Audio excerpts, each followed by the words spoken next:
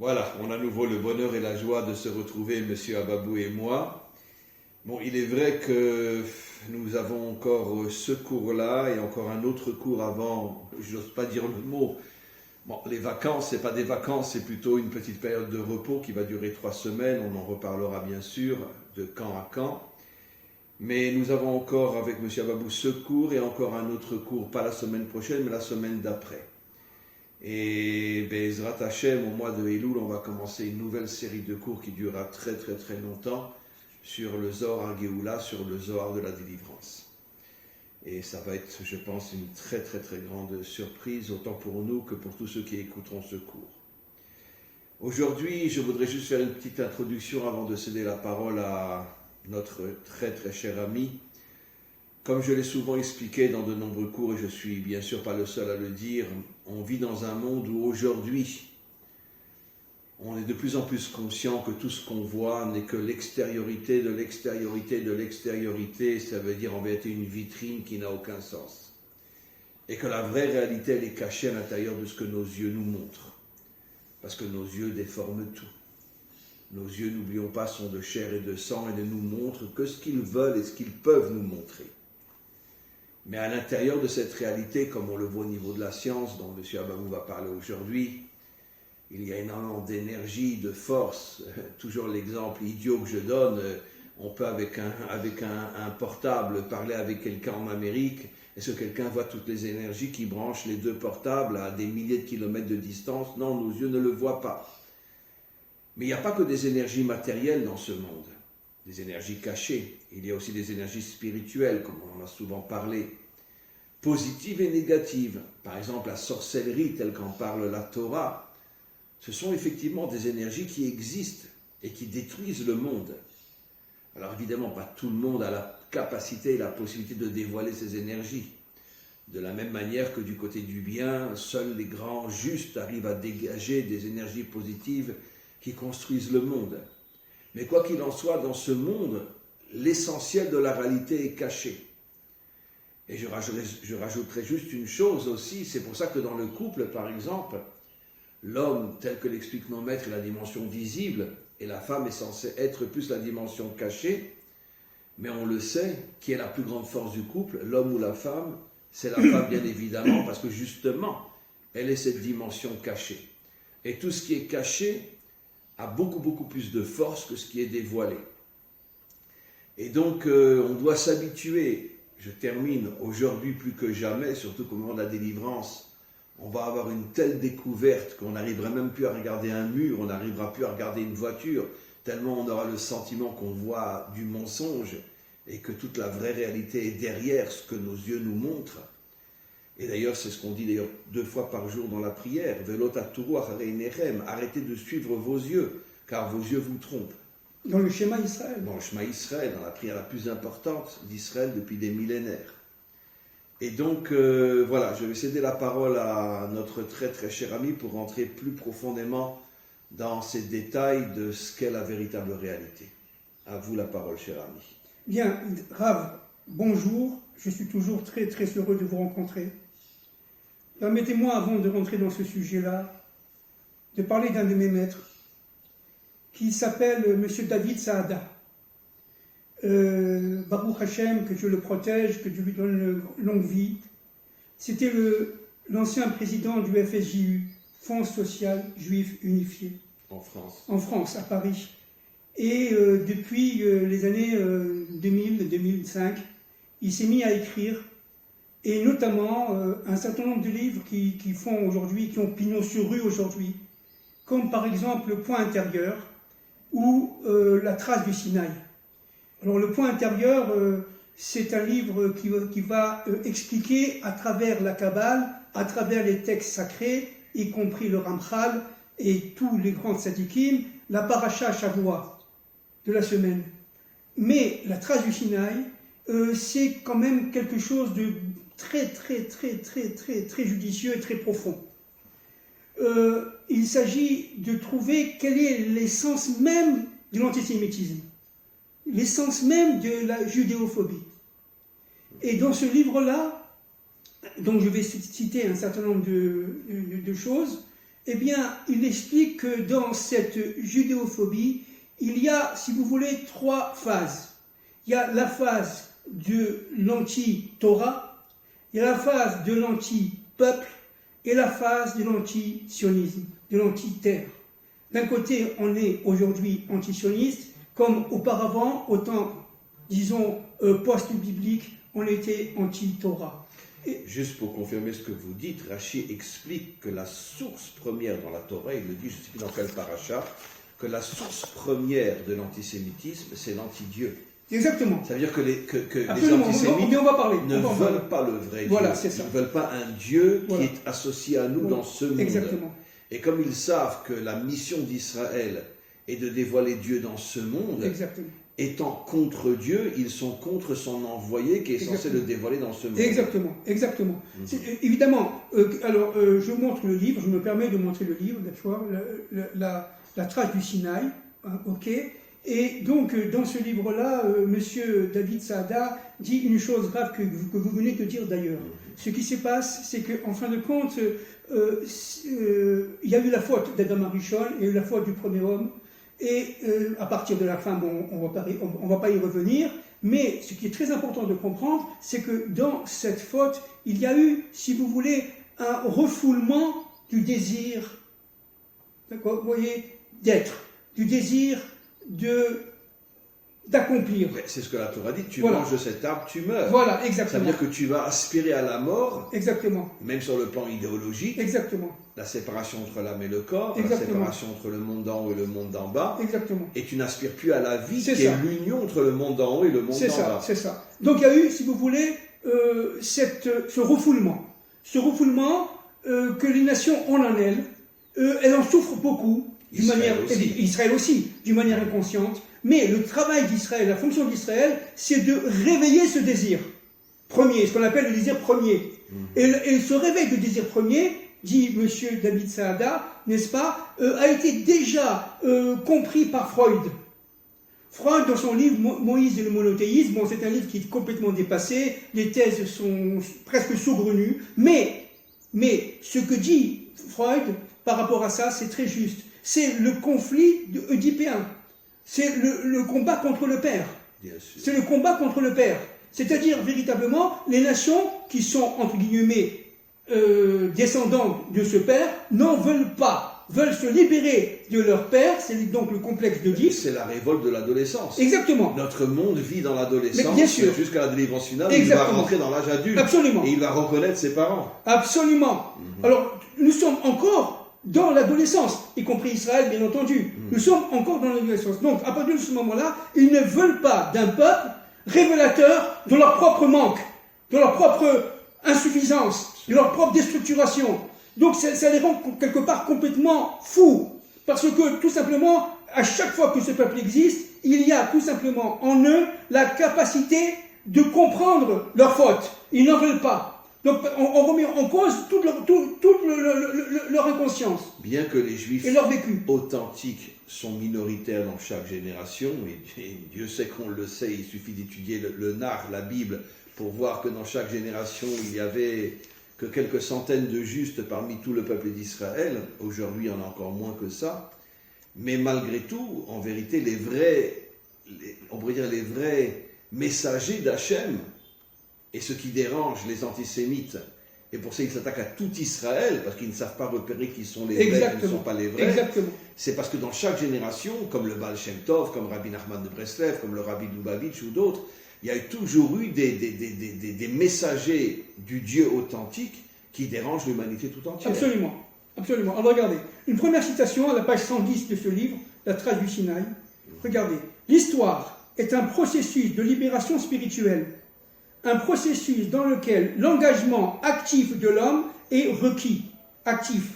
Le côté féminin est requis. Cet engagement est une réparation de l'échec du désir premier. C'est exactement ça. Nous sommes venus dans ce monde pour réparer l'échec du désir premier. Nous étions au temps d'Adam et expliquez un peu mieux quel était ce désir.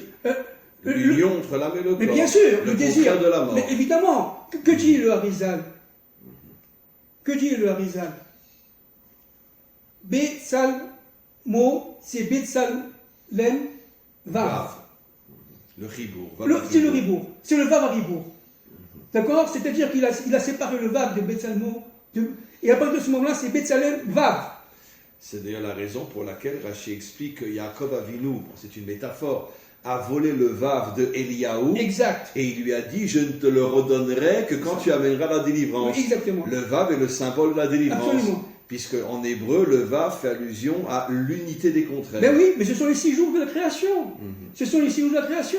C'est le rapport entre le ciel et la terre. Vav. Mais bien sûr, c'est le ciel et la terre. La valeur numérique du Vav, c'est le 6. Les 6 jours de la création où se dévoile l'unité du monde. Jusqu'à la faute de Adam. Jusqu'à la faute de Adam, qui s'est passée évidemment à la veille du Shabbat. Bien sûr. Juste à la veille du Shabbat. Alors, on reparlera tout à l'heure de l'âne de Balaam. Alors, deuxième citation pour finir, elle est un peu longue, mais elle est très intéressante. À la page 168 de la trace du Sinaï de M. David Saada.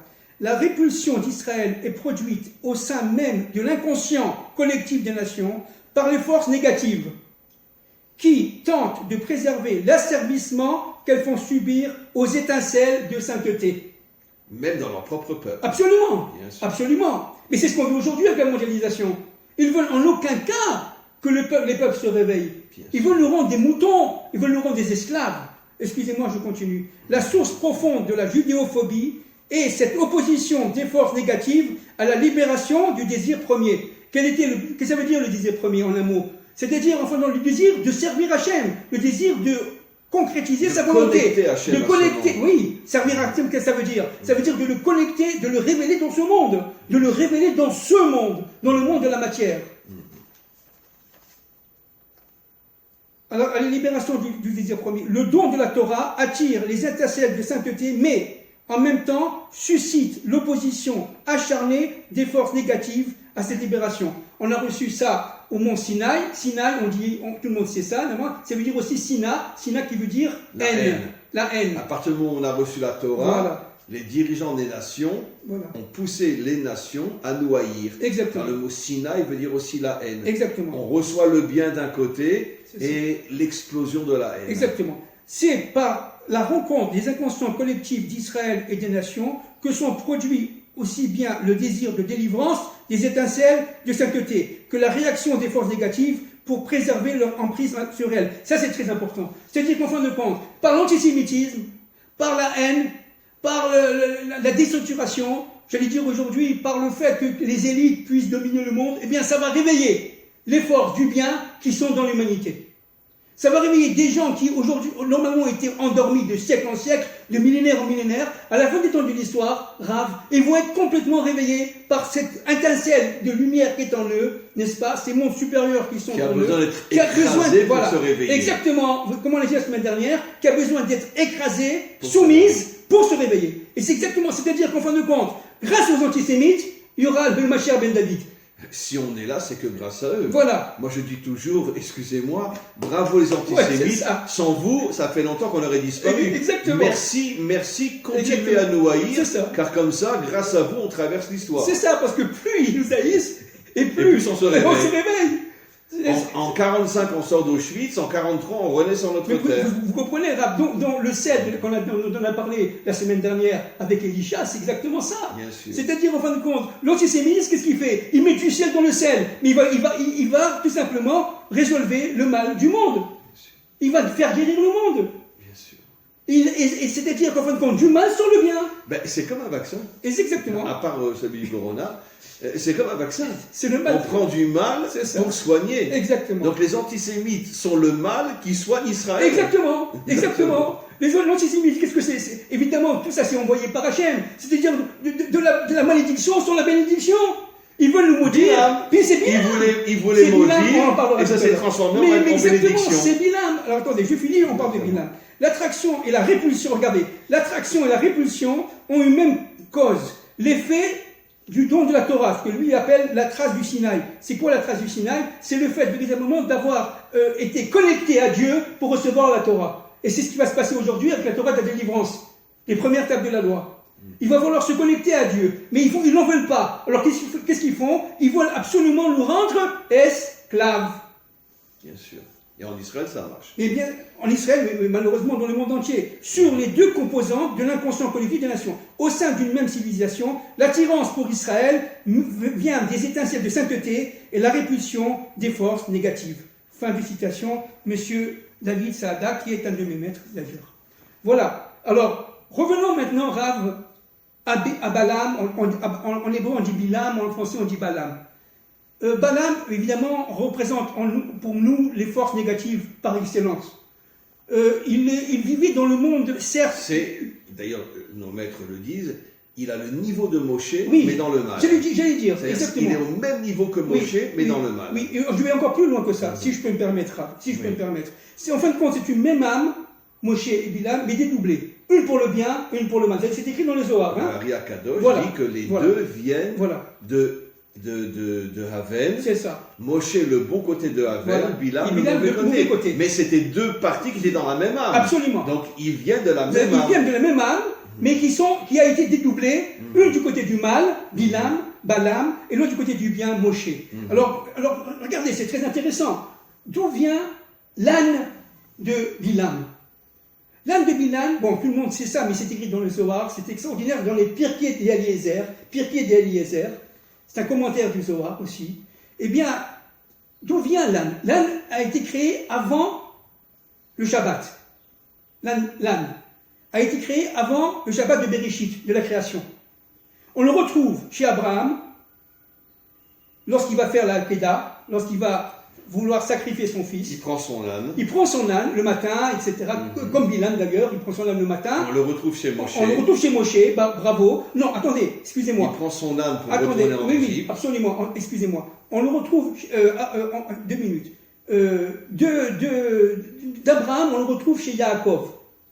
D'accord? Yaakov le place. Où on voit qu'Yaakov avait un âne. Non, attendez, il a pris l'âne qui descend d'Israël. L'âne était chez Israël et Israël est arrivé chez Yaakov. Yaakov le prend, il le met chez Lavan. Il le met chez Lavan. Et de Lavan, on le retrouve chez Bilam. D'accord? On le retrouve d'abord chez Moshe, etc. et chez Bilam. Vous comprenez? C'est-à-dire qu'en fin de compte, c'est quoi l'âne? L'âne, c'est la matière. Bien sûr. En hébreu, Chamor, c'est la matière. Qu'est-ce que ça veut dire?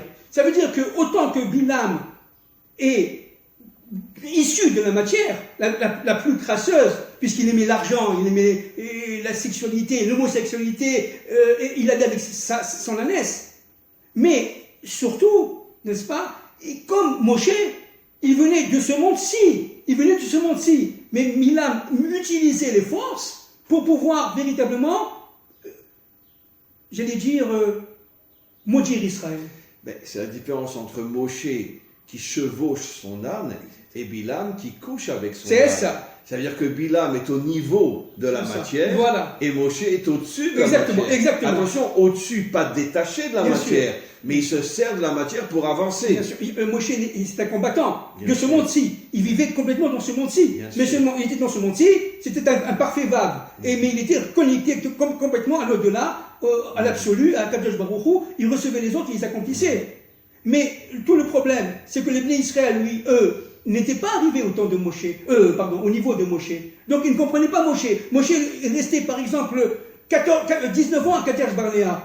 Et après, ils sortent, donc ils se sont installés avec leurs poules et leurs coqs et tout ce que vous voulez, leur famille, leurs bébés. Et après, ils sortaient, ils sont partis dans un autre endroit. Et après ça, ils sont restés une demi-journée. Après, il faut partir, mais les gens devenaient fous. Ça correspondait à rien du tout, cette histoire. Alors, on reste 19 ans dans un endroit, on s'établit, on s'assimile, on s'établit à Kadesh Barnea, il y avait des sources, il y avait des choses comme ça. C'était très bien. On rentre dans un endroit horrible, aride, en plein désert, et on reste une demi-journée. C'est toute l'histoire de l'exil d'Israël. Voilà, exactement. Le bon côté, le mauvais côté. Exactement. Et on reste dans une zone aride pendant une demi-journée. Et après ça, mais alors attendez, les gens sont devenus fous. Ils ont dit, maintenant, on ne comprend pas ce que tu fais. Et Moshe, tout simplement, il était tout simplement le réflecteur de la volonté de Dieu, c'est tout. C'était un instrument de la parole, c'est tout. Mais ça, ils n'ont pas compris. Parce qu'eux, ils étaient encore en Égypte. Ça veut dire quoi en Égypte? Ils étaient encore dans les mondes d'Elohim. L'exil n'était pas sorti d'eux. Eux étaient sortis de l'exil, mais l'exil n'était pas sorti d'eux. Alors, Balaam, lui, il était dans le monde d'Elohim, il connaissait le Dieu Elohim, mais le Dieu caché, il ne le connaissait pas. Parce qu'il connaît le Dieu de l'obscurité, si vous voulez, de la nuit. C'est dans la nuit que je lui parlais. D'accord? C'est écrit explicitement dans la Torah.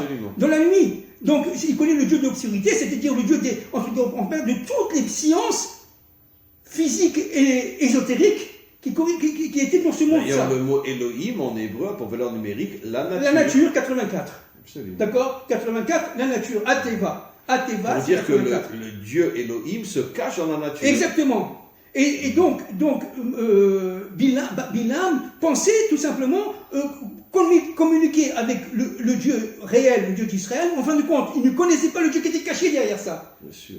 Il ne connaissait pas. Et alors, qu'est-ce que c'est que cette histoire-là? Vous savez que Bilam voulait maudire. En voulant maudire, il cherchait dans l'espace-temps, il connaissait le temps. Il cherchait dans le peuple juif un défaut pour pouvoir maudire. Oui, mais attendez, encore plus que ça. Ah, vous avez tout à fait raison, mais encore plus fort que ça.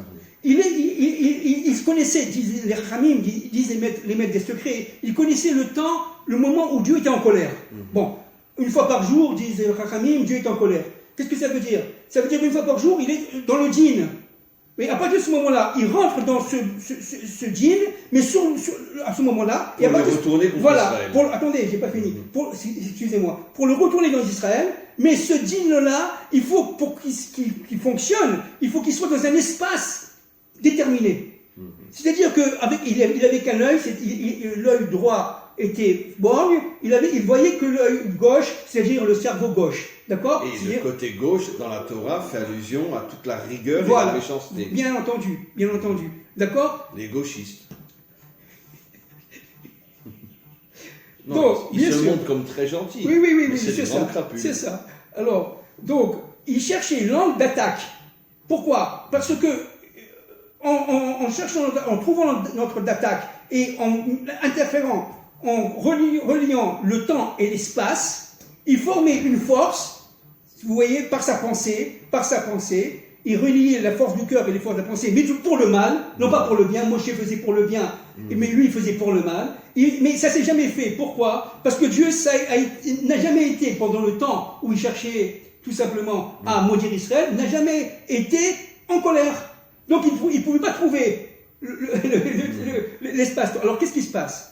Alors regardez. C'est d'ailleurs un verset dans les prophètes qui dit: Dieu a dit Israël, souvenez-vous de ma bonté, j'ai refusé de me mettre en colère pour que les malédictions de Bilam ne tombent pas sur vous. Exactement. C'est dans une Haftarah. Absolument. Alors, bien sûr.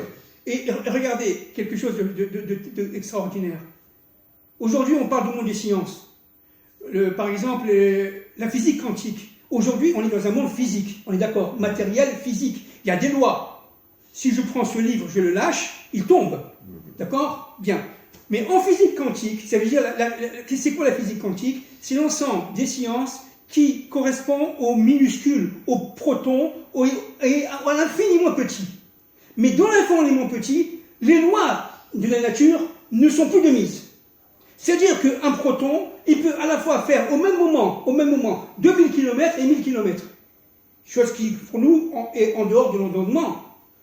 Au même moment, il est capable de traverser... Ce qui prouve que le monde caché à l'intérieur de la nature ne fonctionne pas d'après la nature. Absolument. Ce qui veut dire, c'est ce que nos maîtres appellent le Oraganum. Exactement. La lumière cachée. C'est exactement ça. Ça veut dire qu'il y a plein de forces spirituelles dans le monde de la nature qui ne fonctionnent pas selon les règles de la nature. C'est ça. Alors, ce qui est très intéressant... Et on le voit même au niveau de la science. Ben oui, alors, au niveau de la science, je parle cette fois-ci au niveau vraiment scientifique. Bon, je ne suis pas un grand connaisseur, mais j'ai quand même pas mal étudié les sciences quantiques. Depuis Einstein jusqu'à aujourd'hui, n'est-ce pas? On n'arrête pas de chercher.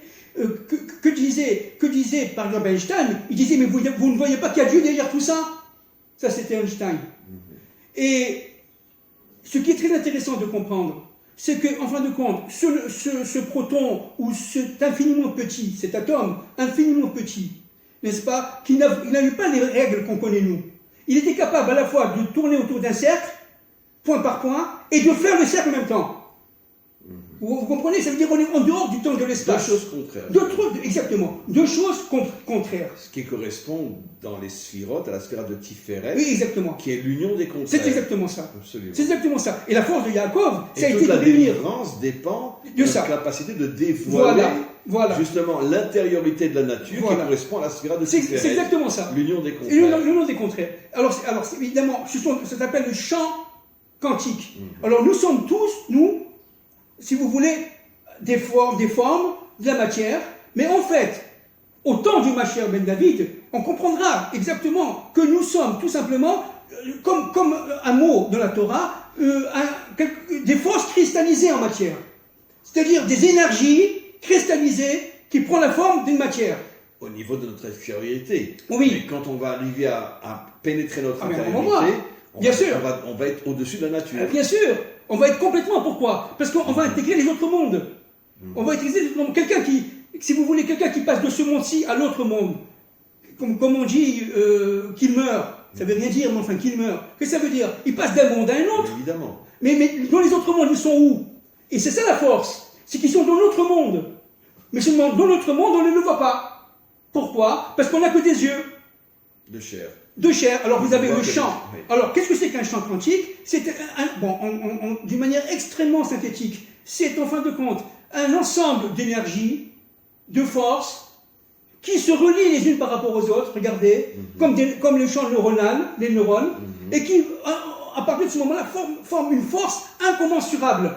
Alors pour le bien ou pour le mal. Pour le bien ou pour le mal. Balaam avait cette capacité de revoir à l'intérieur de l'être ce champ magnétique, comme on dirait aujourd'hui, ce champ quantique, et de manière à le manipuler pour pouvoir le mal, pour pouvoir maudire, maudire et ça, Israël. sa force spirituelle, Voilà, que alors, tous les rois de la terre venaient le voir, c'est ça. parce qu'ils savaient qu'il arrivait à rentrer dans la nature et la falsifier. C'est ça. Alors, ou la détourner. Exactement. Alors vous comprenez, qu'est-ce que c'est que la Torah? La Torah, qu'est-ce que c'est? Ce sont des forces qui se matérialisent en lettres. Vous comprenez? Qu'est-ce que c'est qu'une lettre? C'est le corps, comme nous le corps, vous voyez? C'est une corps. C'est pour ça que lorsque on prie sans être concentré, on n'a rien fait. Pourquoi? Parce que l'esprit est formé, la pensée est formée absolument de cette capacité créatrice. De créer quoi? De créer tout simplement cette énergie, cette force, qui est en elle. Je prends un exemple. Je cherche quelque chose. Une loi. Je suis un grand chimiste, un grand chercheur médical, un grand chercheur économiste. Je cherche une loi. J'arrive pas. Puis un jour, j'ai compris. C'est ce que les philosophes appellent l'illumination subite. J'ai compris. Mais qu'est-ce que ça veut dire, j'ai compris? Ça veut dire qu'en fin de compte, nous on sait, c'est une force qui vient des autres mondes et qui vous amène la réponse. Absolument. À partir du moment où vous avez fait, évidemment, les premiers pas. Ça veut dire l'action. Par votre côté féminin, vous allez agir. Et par votre côté masculin, vous allez recevoir cette force qu'on appelle un ange qui va vous porter.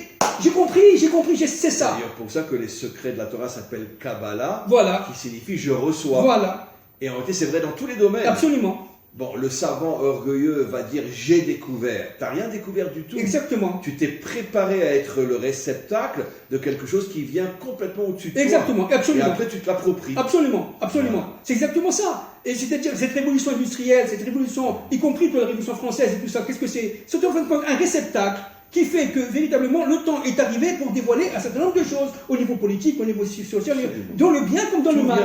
Tout vient d'en haut. Dans le bien comme dans le mal. Encore une fois, vous vous rappelez, je vous avais dit ici, vous avez les forces d'en haut, dans ce dessin, de Pardes, et les forces d'en bas. Mais ces deux forces sont relativement équilibrées l'une l'autre. C'est-à-dire, il faut savoir si on rentre dans le bête ou on rentre dans le Aleph. Mais donc, il est où le Aleph? Il est derrière le bête. Vous avez compris? Il est caché derrière le bête. La Torah ne commence pas avec la première lettre, mais la deuxième. Voilà. Comme pour dire que c'est à nous de retrouver la dimension voilà. cachée. Par la dualité, de trouver l'unité. D'ailleurs, c'est intéressant parce que la forme d'un Aleph, c'est un Yud d'en haut, le monde d'en haut, un Yud d'en bas, voilà. et le Vav qui réunit les deux mondes. Voilà, c'est ça. Qu'est-ce que vous voulez faire? Que voulait faire Bilam?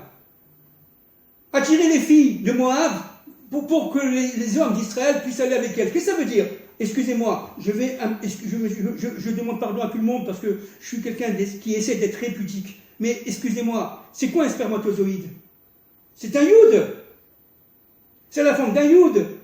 Donc, mais c'est le sens de la vie. C'est la source de vie, le spermatozoïde. Donc, qu'est-ce qu'il a fait? Il a voulu prendre la source de vie et la mettre dans le mal, dans la prostitution. Absolument. C'est-à-dire qu'en fin de compte, ce Aleph là, qui était quelque part le Yud d'en haut, très très élevé, inaccessible, grâce au Vav, il est relié au Yud d'en bas, plus ou moins accessible dans le monde d'Elohim. Lui, il a voulu l'utiliser parce qu'il avait accès à ce Yud d'en bas. Jeter tout dans une poubelle. Exactement, et prendre ce Yud et le jeter dans la poubelle. C'est exactement ce qu'il voulait faire. Et à partir de ce moment-là, de ça sort Hitler et se sort tous les dictateurs de l'histoire. D'ailleurs, vous savez que Vous êtes d'accord, Rav? Je vais confirmer ce que vous dites.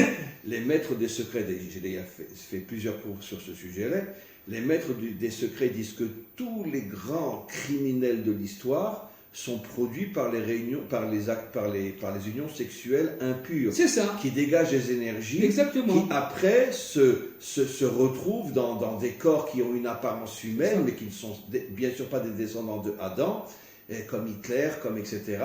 Et que Hitler a été produit par des millions de débauches qui ont dégagé des énergies qui se sont retrouvées dans son corps. Exactement. Et si vous voulez, s'il y a eu une Torah, et que c'est quoi la Torah? C'est l'ensemble des forces qui permettent, à travers des lettres, de dégager des énergies du bien, des énergies de la parole divine, pour le bien, pour le bonheur de l'homme.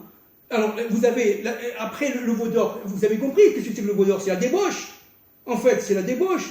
Dieu dit, mais attends, dans un monde de débauche, où tu veux, tout simplement, comme a fait Bilam, prendre le Yud et le jeter, n'est-ce pas? Eh bien, ça va pas. Ne crée pas le veau d'or. Crée le Mishkan, crée le tabernacle. Après la réparation. La réparation était le tabernacle. Donc, tout le problème, c'est pour ça que Bilam, c'est non seulement les forces de la parole déformée, la désinformation, si vous voulez. D'ailleurs, Rachid dit, ils ont dit la force d'Israël, c'est la parole de Moshe. C'est ça. Il faut qu'on amène quelqu'un qui va détruire la parole de Moshe en étant lui-même un être de parole, négatif.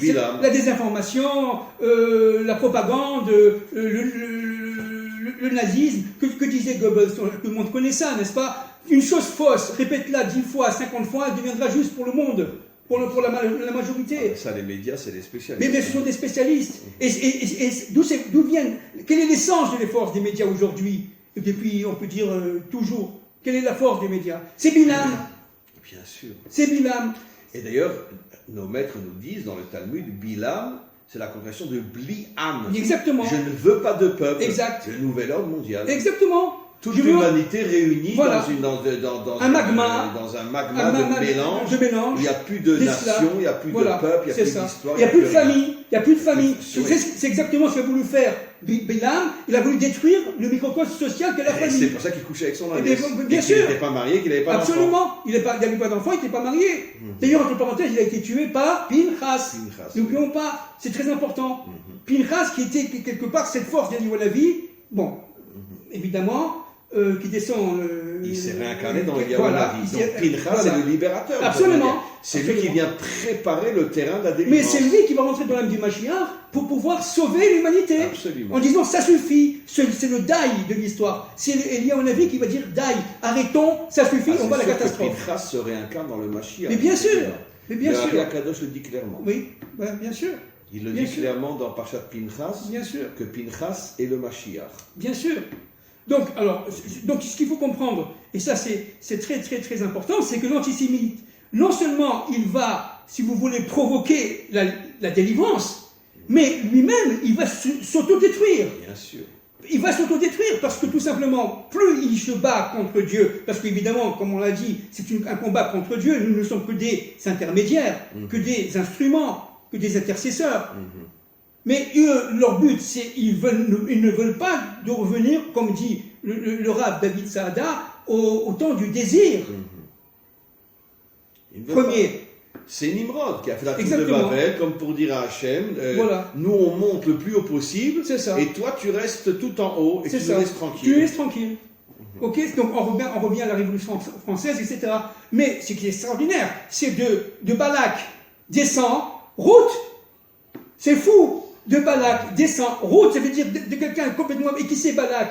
On le sait. C'était le mauvais côté de Caïn. Le mauvais côté de Caïn. Et de lui descend la matrice de la royauté. Et j'ai même lu dites-moi si c'est vrai, que Balak était le fils. L'arrière-petit-fils le Ari-Akadosh, c'était l'arrière-petit-fils de Yitro. C'est ça, exactement. Un descendant direct de Yitro. Vous vous rendez compte? Mais c'est le seul de la famille qui a quitté la famille quand il a entendu que Yitro voulait convertir tout le monde à la Torah. Exactement. Et lui, il a refusé parce que c'était le mauvais côté de Caïn. C'est ça. Et il est parti. C'est ça. Et donc, non seulement c'était le mauvais côté de Caïn, mais en plus de ce Balak sort Ruth, c'est-à-dire la matrice de la femme de la délivrance. Mais là, il faut savoir aussi une chose importante. D'ailleurs, j'en ai parlé hier dans notre voyage sur les tombes des Tzadikim dans le Nord, qu'en vérité, que les plus grands maîtres d'Israël sont tous des hommes qui reviennent de l'impureté la plus grande. Bien sûr, Rabbi Akiva, bien sûr. Descendant de 40 Sisra. 40 ans, qu'est-ce qu'il dit si je vois un rabbin, je le mords comme un âne. Vous vous rendez compte? Rabbi Meir, bien sûr. Onkelos, les maîtres de Hillel et Shammai, et combien d'autres? C'est un converti. Mais il descend de la famille de César. Mais bien sûr. Et Onkelos descend de la famille de Méron, pas de Méron, de Néron, oui. Et où c'est Rabbi Meir, je ne sais plus. Mais en tous les cas, combien les plus grands maîtres d'Israël, c'était quoi en vérité? C'est des âmes capturées par l'impureté pour les empêcher de se dévoiler, parce que l'impureté savait que si ces âmes se dévoilent, elles amènent la délivrance. Exactement. Donc Ruth était en vérité kidnappée dans l'impureté de Balak. Mais de Ruth, quelle est la racine de Ruth? C'est une des filles de Lot. Oui, bien sûr. C'est une des filles de Lot. Elle descend de l'union entre la sœur aînée et son père. Voilà. C'est-à-dire, en fin de compte, quelque chose qui est absolument incroyable. Mais pour l'époque, on est dans l'époque biblique, disons, c'est un peu compréhensible parce qu'elle pensait que dans le bien, dans sa propre pensée, elle avait une bonne intention. Elle voulait pensait sauver l'humanité. Elle pensait que, comme le Baboul, que c'était, il n'y avait plus rien.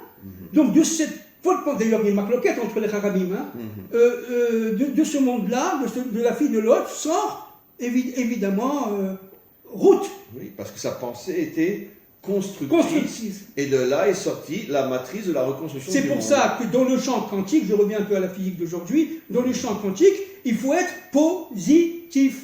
Il faut positiver à tous les niveaux. Et surtout, ce qui est incroyable, c'est que l'ensemble des champs quantiques tendent vers l'unité. Vous savez, Rav, beaucoup de ces physiciens quantiques d'aujourd'hui sont arrivés à la conclusion qu'il y a un Dieu. Beaucoup sont devenus croyants. Mais de plus en plus de savants authentiques je parle des gens authentiques, oui. Reviennent vers Dieu. Je parle de ceux qui ne se prosternent pas devant l'ego, l'orgueil, etc. Mais ceux qui sont de vrais savants pour l'avancement du monde, de plus en plus, ils reviennent vers la source créatrice. Et vous savez qu'est-ce qu'ils disent? Ils disent, en fin de compte, notre combat, c'est pas contre l'autre, c'est contre nous-mêmes, contre notre ego. C'est ce qu'ils disent maintenant. Il faut se battre contre notre ego. Il faut se battre contre cette volonté de pouvoir, de domination, etc. Le mauvais côté d'Ésaü. Bien sûr. Parce que le bon côté d'Ésaü, c'est évidemment le roi David. Le roi David descend d'Ésaü quelque part, comprenez? Bien sûr. Mais bien sûr. C'est évident. Donc, il y a, si vous voulez, dans ce monde-ci, l'ensemble des chants, que ce soit des chants sonores, que ce soit des chants ondulatoires, tout ça c'est ondulatoire, n'est-ce pas? Vous savez que dans l'infini ondulatoire, il y a la finitude, c'est-à-dire, en fin de compte, tout est linéaire. C'est fou. C'est-à-dire, en fin de compte, qu'est-ce que c'est que le chauffard, puisqu'on parle du son? Qu'est-ce que c'est que le chauffard? C'est ce son qui va réunir dans la concentration de la prière les forces de la tête, les forces de l'esprit, avec la bouche et le cœur, aux forces du cœur. Mais vous savez, justement, il y a, je ne sais plus si c'est dans le Zohar, dans le Ri Akadosh, qui pose la question, pourquoi Dieu a créé le monde avec la parole? Alors, quel est le message? Quel idiot qui croit que Dieu parle et qu'il a une bouche? Mais en vérité, c'est pour nous faire comprendre, parce que toute la Torah, ce sont des messages. Bien sûr. Qu'en vérité, que la parole, on ne voit pas les énergies qu'elle dégage. Exact. Pour nous faire comprendre que dans le monde que l'on voit, il a été créé par des énergies cachées qui sont l'essentiel de la création. Exactement, qui est l'intériorité de nous-mêmes. C'est ça notre intériorité. C'est exactement, si tu me dis, Fabien, qui tu es, je dis, je suis qui je suis de l'intérieur. Donc pour pouvoir savoir, il faut creuser. Et cela, grâce à la femme. C'est la femme qui permet le creusement de soi-même. Quelle est la première parole d'Hachem à Abraham? Lech lecha, va vers toi. Retourne vers toi. Exactement. Tu ne sais pas qui tu es. Exactement. Et tout le problème, c'est de passer d'Abraham à Abraham, si vous voulez. De Fabien à Moshe. Je m'appelle Moshe en hébreu. Je l'ai déjà dit. Et tout le travail, c'est tout simplement de faire le monde des contraires. Mais attention, alors c'est quoi ce monde-ci? C'est quoi ce monde? Ce monde, en fin de compte, c'est un monde qui est à la fois très impur, matière, mais qui peut devenir... Dans son extériorité. Voilà, j'allais dire. Bravo, Raph, bravo. Dans son extériorité très impure, mais dans son intériorité extrêmement pure. Extrêmement pure. Si vous prenez une pierre en Israël et vous la cassez, elle devrait sortir des énergies immenses. Nos maîtres nous disent que les descendants de Haman, donc d'Hitler, sont devenus des grands maîtres qui enseignaient la Torah à Israël. C'est ça. Des descendants de Haman. Exactement. Va savoir si Hitler n'avait pas eu des enfants, va savoir si 3-4 générations après, il n'y aurait pas eu quelqu'un qui se serait converti. Ben oui, c'est fou.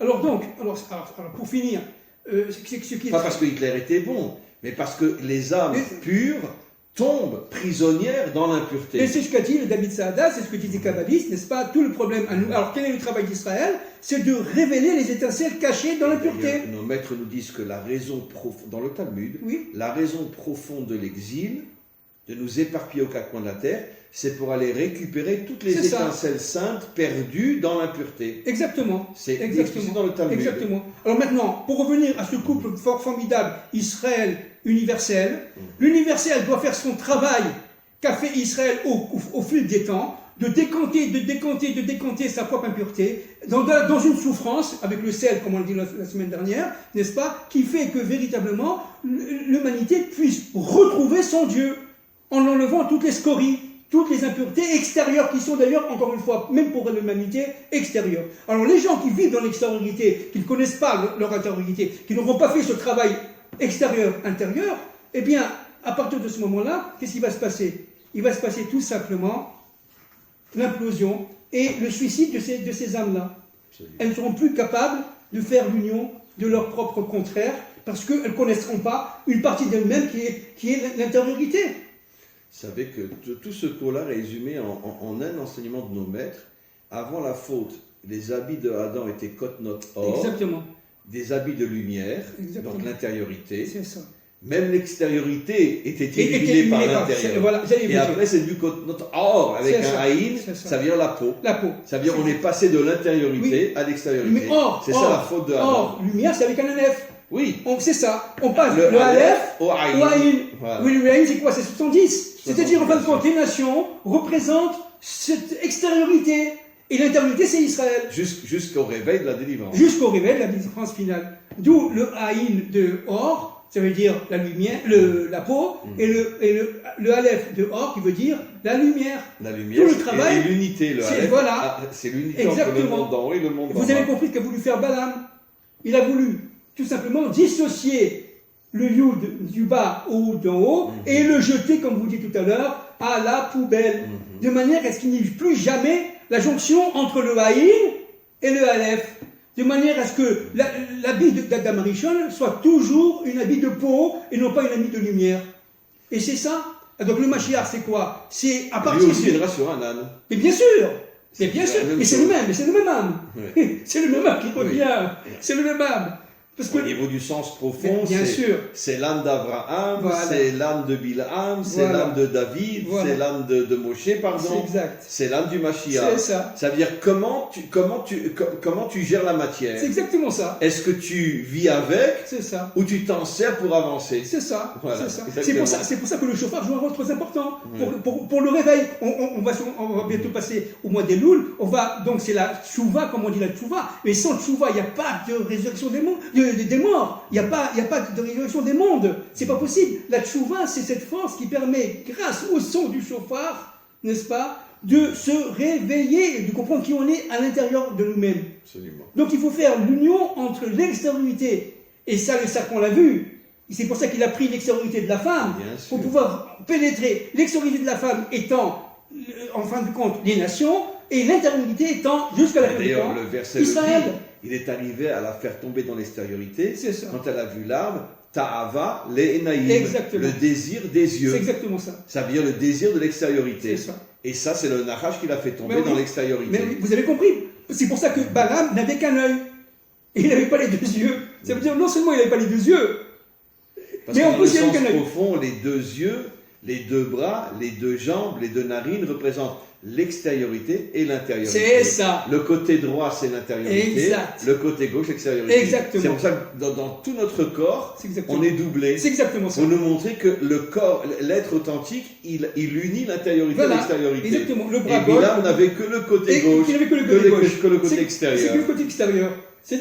C'est pour ça qu'il allait avec les filles. Il devenait fou. Il devenait fou. C'est incroyable comment.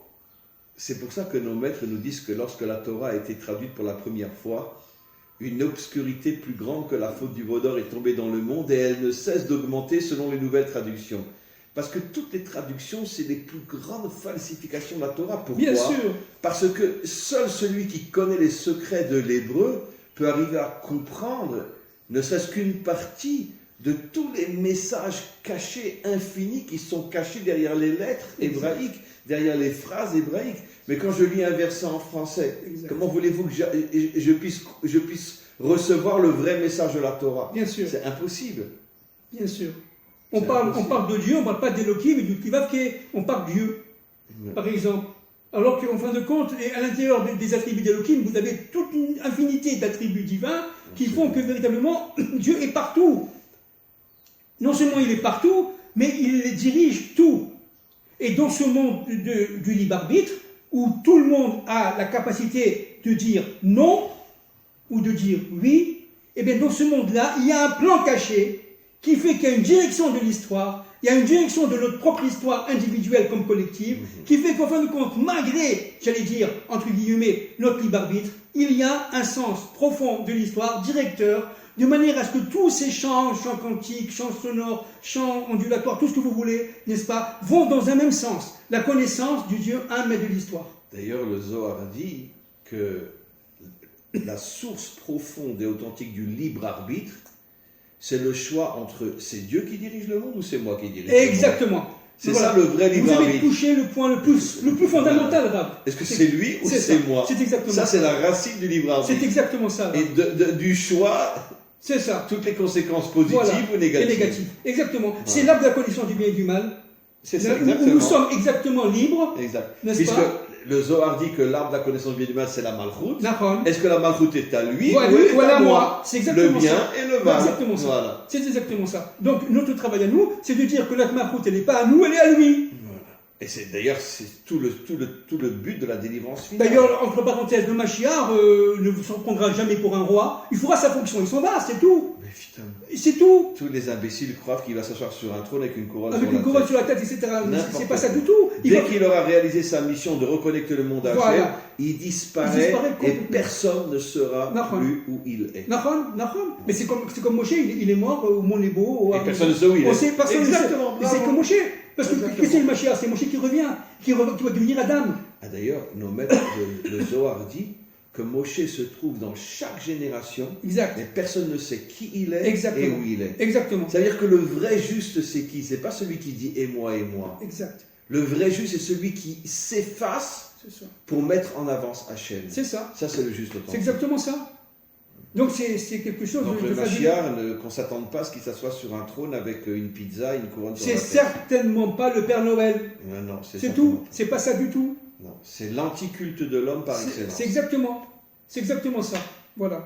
Chers amis, on va conclure, parce que vraiment, c'était encore une fois de plus un cours d'une puissance inimaginable. Ma conclusion, je vous laisse après la vôtre, c'est de faire comprendre à tous ceux qui écouteront ce cours qu'il faut absolument sortir du monde de l'extériorité. Parce que la vie authentique, la vie vraie,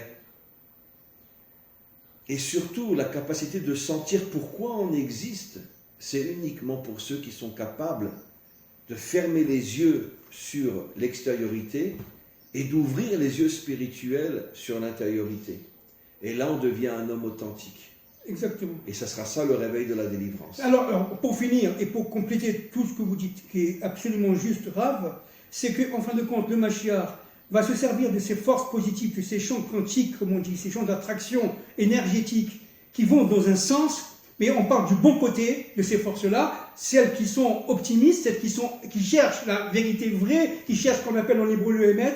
Il va les utiliser et ensemble, ils vont former un mouvement qui fait que véritablement toutes les forces du mal vont se décanter. D'ailleurs, Et vont se déstructurer, ils vont disparaître. Emet, mais Eres Titzmar. Voilà, Ça conclut tout notre cours. exact. La vérité sortira de la matière. C'est ça. Et elle ne viendra pas du ciel. Bien sûr. Ça veut dire que la vérité est cachée à l'intérieur de la matière. C'est ce que Absolument. dit le verset explicitement. Exactement. La vérité sortira de la terre.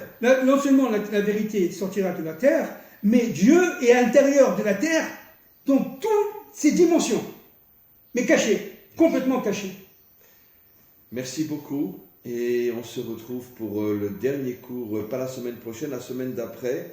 Le dernier cours avant notre petit repos si nécessaire. Et encore une fois, merci beaucoup pour cette intervention absolument sublime.